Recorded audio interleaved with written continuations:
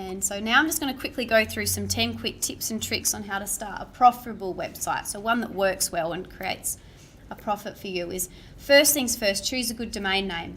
Now, to try to register a domain name with your keywords, so obviously it'd be great to register your domain name with your business name, but also some keywords. So for instance, I've bought Web Designer Adelaide Hills, which links to my website as well. So you're bringing in traffic through some keywords that are on your domain name. So you can buy more than one, so make sure you can link as many as you can, because that's quite a good asset.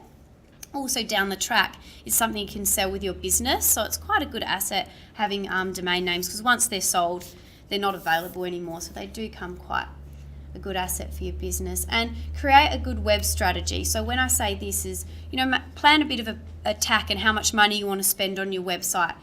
Know your budget. There are so many different options to cater for your budget, so don't feel like you've got to go out and spend a lot of money on a website. There's a lot of free tools that we're going to talk about later. So there's WordPress, where you can set up a site where honestly all you're paying is for the domain name. So there is always options out there to help you get online.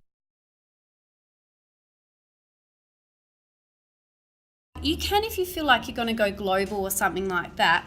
But when it comes to Google, it goes for relevant terms. So if someone typed in, hairdresser Adelaide Hills and they had a .com, they probably wouldn't be as found as someone that actually had the .au, because you're registered in Australia and you're actually a legal ABN holder. So straight away, there's no point. It's actually a bit of a waste of money, to be honest, unless you feel like you don't want someone else to get it and someone get confused, but you don't have to.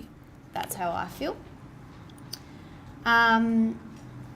Now, also the third step is choose the right web designer. So shop around, get lots of quotes.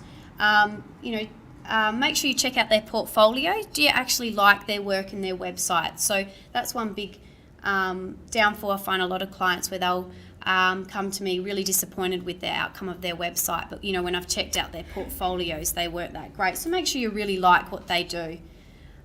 Make sure your website is not built in Flash. So why I say that, there's two reasons.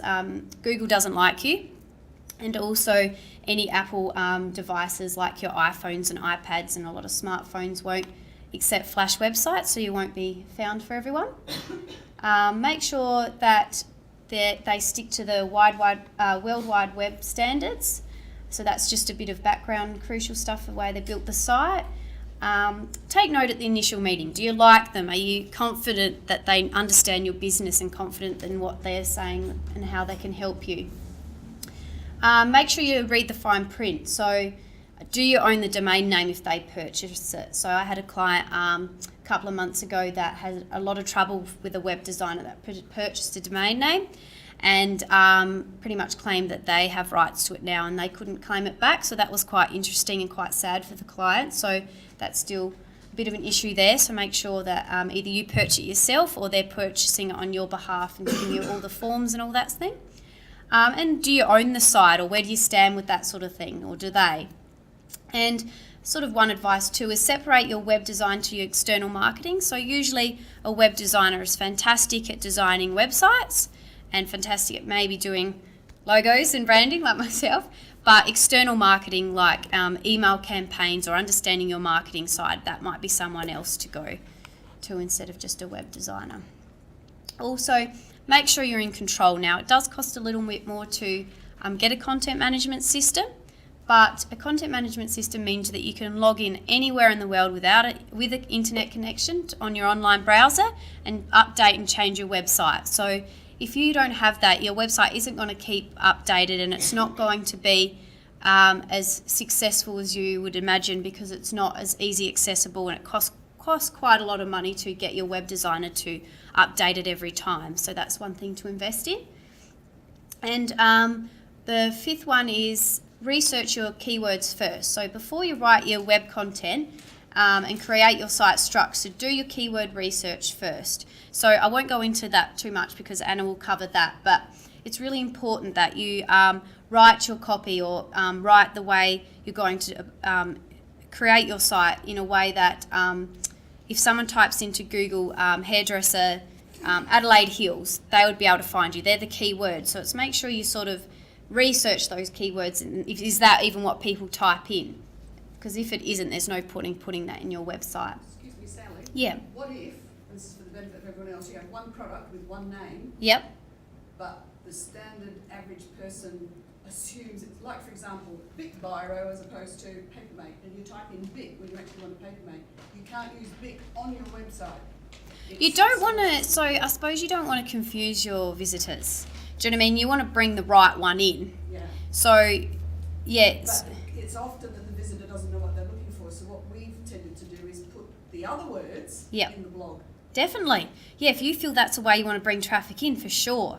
And the trick is to actually research to see if people are doing that. And if they are, then that's a great way of doing it. So it's really about researching how you want to bring your traffic in. What do you want people to type into Google to find you? So that's how you'd start writing your content. Have we gone? Yep. So like I said, so you write really compelling copy. So I recommend you leave this to the pros. But if not, really research how to write web copy. So just type that into Google, how to write web copy, because there is a different way of writing. Make sure your website captures leads. So it's really important to have strategies in place to capture leads. So that might be a newsletter subscription, or signing up to the blog, or a free downloadable ebook with an opt box where they've got to put their email in to receive the PDF. So it's good to somehow capture leads with your website. Number 9, establish credibility and trust. So if they're a new user to your website, they might want to be more inclined, if they were going to purchase something from you, just to look in their testimonies and their guarantees, or even what awards you've won, and just get them all on your website. The more trust you can build up, the better. And lastly is promote.